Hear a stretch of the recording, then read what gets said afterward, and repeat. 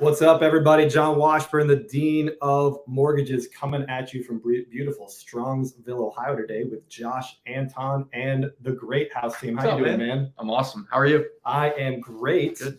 Wanted to do a video today on just the general state of the real estate market in here. April 4th, Masters Week of 2023. Yes. Yeah. Yes, Masters. So, go Tiger. If you're a Tiger fan, why wouldn't you be a Tiger fan? So, state of the market. What do we got going on? Big picture. When people come to you and they're like, Josh, is it a good time to buy a house? Tell me what's going on with the market here in Northeast Ohio. Yeah, tough question to answer. I think the answer is yes for a lot of you. Is it a good time to buy? Do you need to buy right now? If so, it can be a great time to buy. State of the state right now, in a very high level sort of broad view, is it's a little bit better than it was maybe peak October 21 when rates were crazy low and it was like the Wild West out there. We've certainly seen the inventory play a major role in the continued competitiveness of the real estate market. But I think the one reason why I think it can still be a great time to buy is this, dude. In that point when it was just wild, we were doing some nutso things with regards to appraisal gaps and waiving inspections and doing stuff that was just really out of the ordinary. And we've seen a pretty significant slowdown in that, generally speaking. And maybe people have had more of the opportunity to sort of slow down, negotiate more tactfully, take a little more time. I'm not saying that the high or heavy markets here are experience a significant slowdown by any means, still competitive. But people aren't having to do some of the crazy stuff that they were doing, a year and a half ago. So I think taking advantage of that time right now, if you have the means and are ready to buy a home, we have a cool window here where you can still do it, and it's a moderately normal process. Yeah, when I sold my house in January of 2021, I was able to negotiate with the buyer that I should be able to stay in my house for free without rent all the way until June. So I sold the house in January and I stayed in there, got the kids through school all the way to the end of June. Phenomenal. That was what we call the peak of the seller's market, right? Buyers, if that guy didn't accept that offer, my counter offer to him, he wasn't getting my house, right? So seems like we're not in the place where buyers have to make such large concessions right now. Yeah, generally speaking, it's just those little nuances are down. Look, they're still present, right? I'll still see listings that say they need, possession for 3 months or 4 months, and they're doing the things like selling as is, and all that stuff is still here, just maybe not in an abundance as it was. And maybe they're being a little more realistic with, in your case, do you know how hard it is to talk to a client and says, hey, you can buy this home, we can get it. You're going to be making payments on it, but you're not going to live there until, the leaves have changed. And this is really difficult to do. There are still homes out there that require it. And I just think you can negotiate a little more right now as we're talking April 2023, more opportunities to be a little more tactful in your negotiation. Yeah, I think from the lending side, it's been interesting. As I'm sure everyone's heard, rates are up, right? Rates have been up. In October of 2021, you might have gotten an interest rate that started with a 2. All last year, you were probably looking at stuff. Yeah, congrats on that, by the way.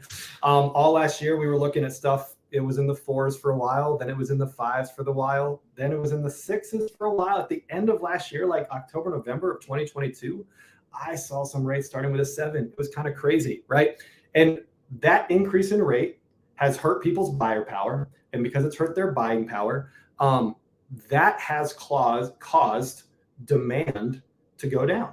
Yeah. We've seen mortgage applications decrease. We've seen demand go down, but it's crazy. We haven't actually seen the supply shoot way up, right? People ask me all the time, John, is this 2008? Are we in another housing bubble? What's going on?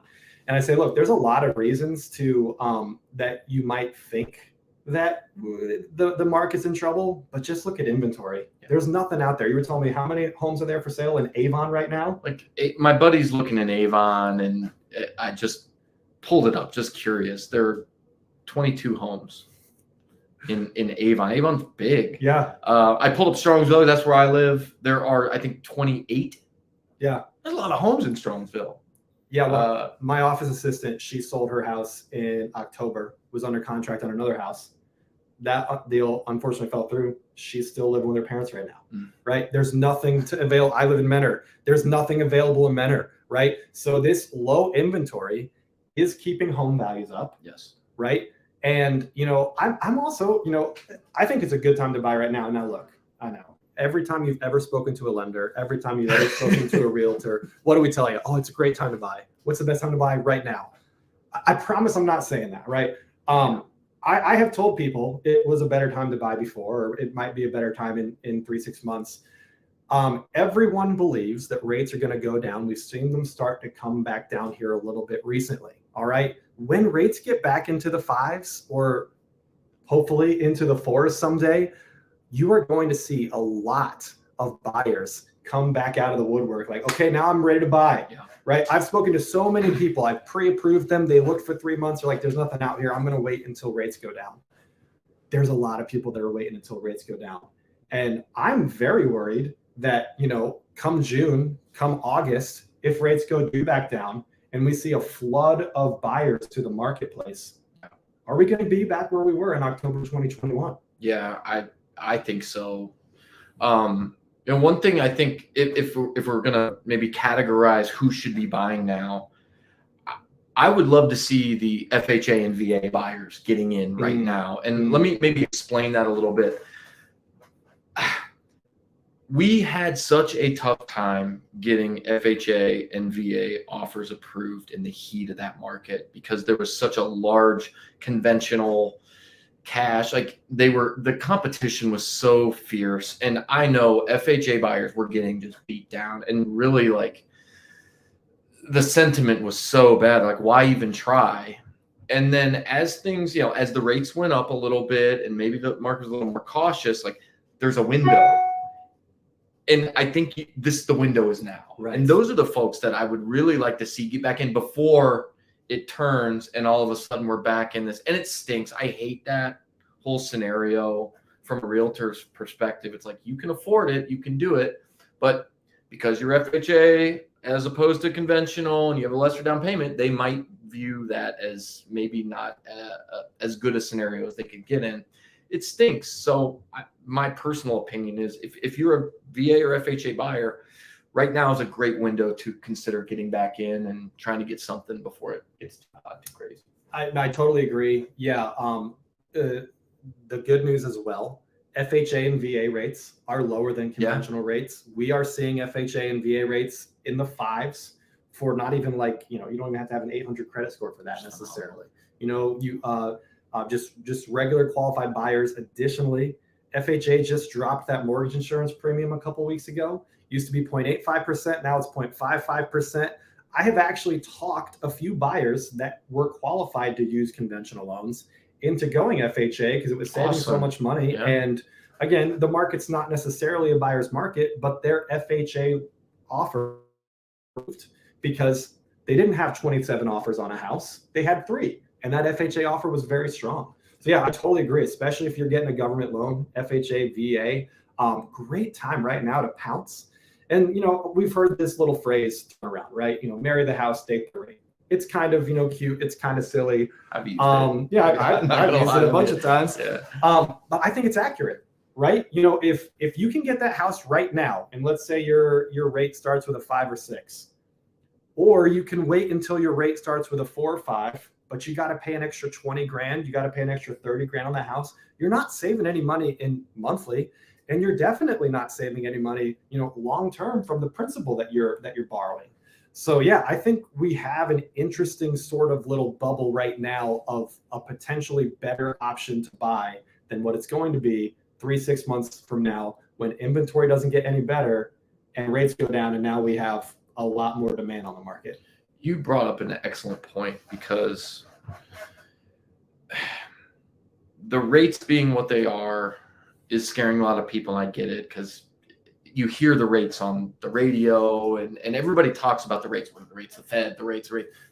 But what they're not getting exposure to, and being someone that works predominantly with buyers is in the weeds when you talk about making these offers and going out and seeing all these homes and the terms and what you're writing. And when that market was what it was at its peak, when the interest rates were extremely low and supply was low, every single offer we were making to even be competitive was significantly over ask. The idea of asking for closing costs was so taboo.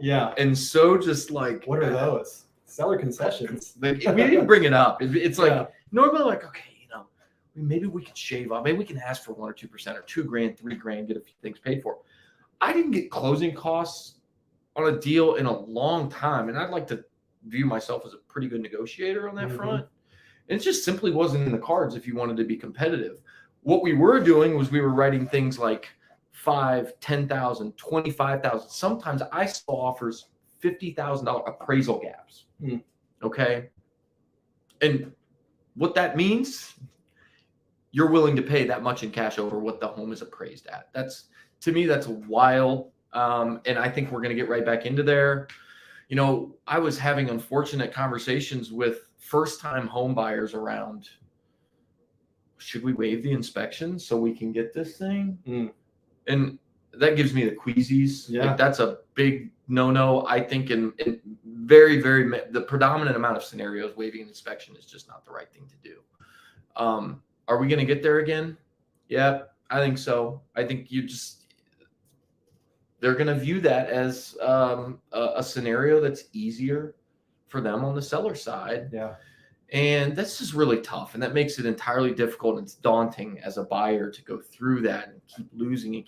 When you're doing everything in your power to be as aggressive as you can't really tell.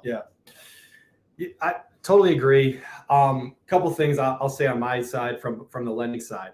I keep getting asked by a lot of people, is it a good time to pay points? Interest rates are higher. Should I just buy that rate lower? I still don't think that permanent buy downs are a great use of money. I still believe that sometime in the next 2-3 years, rates are going to go down. There's going to be a really great opportunity to refinance.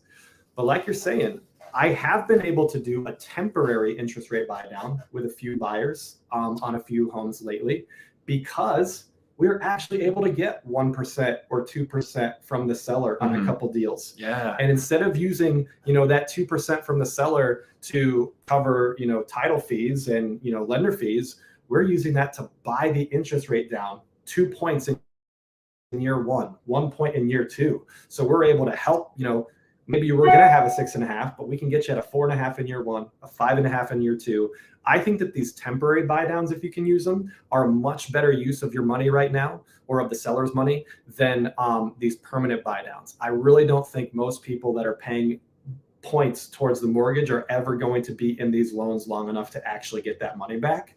But these temporary buy downs, just like Josh said, like in this market, you might be able to get something from the seller, get some money from a temporary buy down. That's going to help lower your monthly payment. It's going to keep your total liabilities monthly, what you want, and kind of bridge you over until rates get low again. Now you've married the house, you dated this rate for 1.5 years. Now you're getting a better rate, and everything's going to be great. You just brought up something to me that I have rarely, if ever, have heard from a lender. Like, I honestly, I don't even know like all the intricate details of that scenario. Ignorant on my part, I suppose, but frankly, it's because nobody else is talking about that. From my vantage point, like, we talk to the buyers, I'm like, hey, what's your rate going to be? What are we doing here? What type of loan? But honestly, that's not even being proposed that much in my little silo of business. I think it's like, it makes total sense to be exploited. If you're not being presented that option, who are you talking to? That's fantastic. Good on you. Yeah. Talk to the Steadfast Mortgage team, right? So I have made a couple of videos about this. I'll throw that link in the comment section on these videos for you guys to watch. I'll say this. I've been in mortgages for almost 7 years, right? Not forever, but I didn't just get in yesterday. For 6.5 of those years, I never once pitched a temporary buy down. Okay. Didn't make any sense. Didn't make any sense at all. Then like last July, all of a sudden we started looking at these temporary buy downs, and I'm like, you know what? This makes a lot of sense right now. In a world where we all believe rates are going to go down, Mhm. And in a world where we're actually starting to see some sellers give concessions back, all of a sudden, oh wait, you can get $5,000 from the seller to make your rate lower in year one.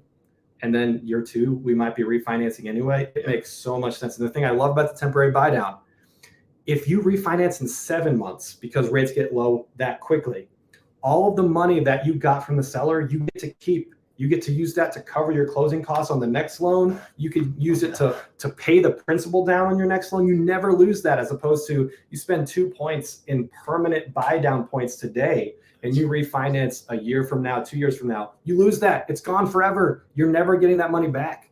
So I would still say stay away from permanent buy downs.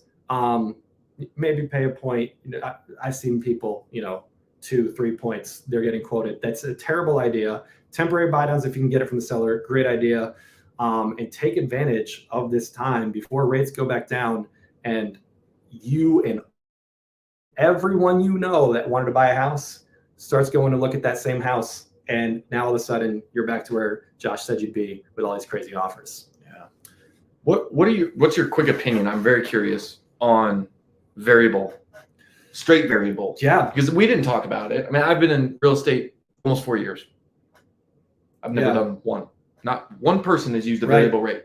And I've started to hear it sort of get thrown around a little bit. So in the articles I'm reading, you go on Bigger Pockets and they're talking about, hey, it might be a time to maybe consider a variable. What do you think of that in our market or as a whole? Great question. So again, been in for 7 years, 6.5 years, didn't do a single ARM. Yeah. Last July, I had to relook at these things. Some of them started making sense. Okay. Couple things with ARMs I always want to tell people. Number one, the ARMs of 2023 are not the ARMs of 2003. Okay. There are much greater protections on the ARM side. Okay. Right. In 2003, you had these weird 0% teaser rates on ARMs, interest only, that would, when the ARM term expired, so you might have a 0% interest only payment for 3 years, but then at 3 years and a day, there was no cap on how high it could go. Yeah. And it went from interest only to fully amortizing. So you literally could have a monthly payment of $600 today and then $3,000 tomorrow. That was killing people. That was one of the things that led to the housing crisis. Oh, and also when you got pre-approved for that loan, you only had to get pre-approved on your payment on the interest only ARM side, not the fully amortizing payment that it was going to be in. All right. So now when we approve you, we have to pre-approve you worst case scenario. Secondly, there's caps. So it can't ever increase more than a certain amount per year, and it can't ever increase more than a certain amount for the life of the loan. So you're protected. Thirdly, almost all ARMs are going to be fixed for a period of time. 3-year, 5-year, 10-year. These are the most common ones. And again, if you think that rates are going to go down in 2 years, 4 years, 5 years, at any point in the next 10 years, I put one of my best friends in the world into a 10-year ARM because it was priced so well last year. And I was like, look, we can get this 10-year ARM.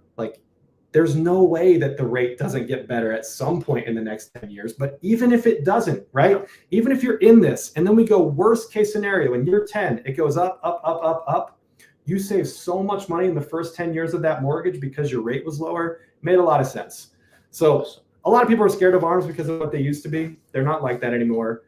Again, if you think rates are going to go down and you're going to lock into something for 3 years, 5 years, I think an ARM is a good option for a lot of people. Yeah.